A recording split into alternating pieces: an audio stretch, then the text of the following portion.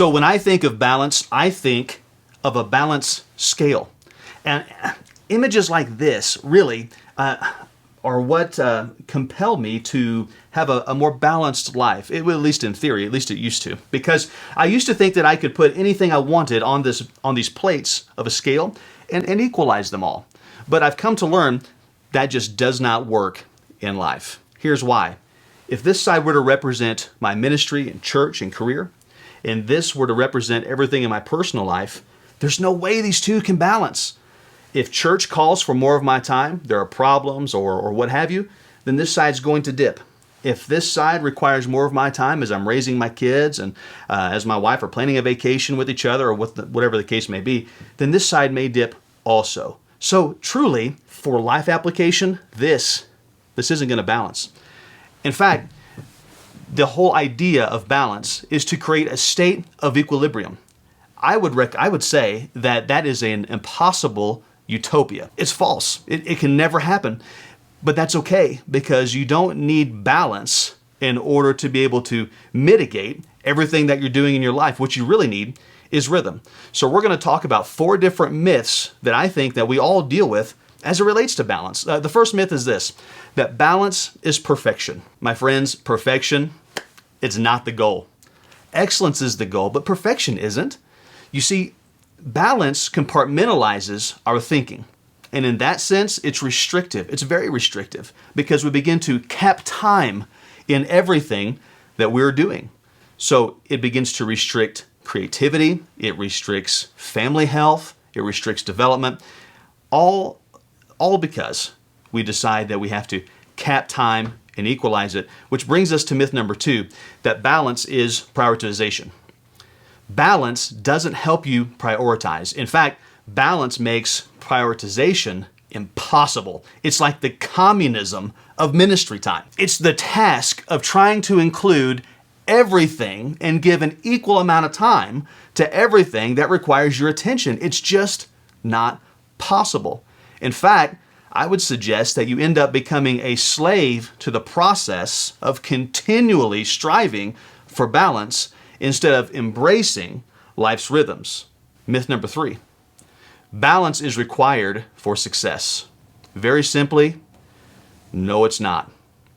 And it shouldn't be a requirement for your success. How do you define it? What's success in your marriage? What's success in ministry? If your marriage begins to suffer, would you spend more time bringing that marriage up back into a healthy place? Well, you should.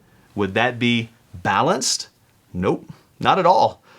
If your associate pastor quits, takes half the congregation, and puts up Backstabber Assembly of God next door, is that going to need to be addressed? And is that going to require more of your time to address it? Yes. Will that be balanced? No. If your children become ill and they're bedridden in a hospital, wouldn't you set up shop in that hospital right at their bedside so you could be with them 24/7? Of course you would.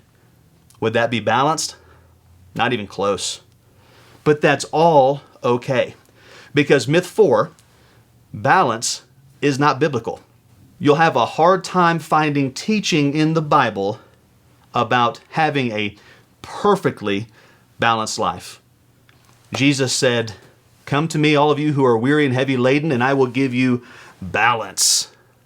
No, that's not what he said. Jesus gave us a lot of things: hope, love, peace, salvation. I mean, there are many things, but he didn't give us perfect balance. In fact, you're not going to find the example anywhere in the Word. From Abraham to Jesus, you're not going to find a perfect example of balance. Now, you are going to find references like in Ecclesiastes. There's a season for this, and there's a season for that, and there's a season for this over here, and so on and so forth. But my friends, that's my entire point. That's not even balance. That's rhythm. So what's rhythm? If you think of rhythm in terms of plate spinning. At one time, David Spaghetti held the Guinness World Record for spinning 108 plates simultaneously. And once he got them started, you know what he did? He and his associate, they stood back and they watched for the plates that required their attention, their focus. And they would go to those plates and they would simply get the rhythm back.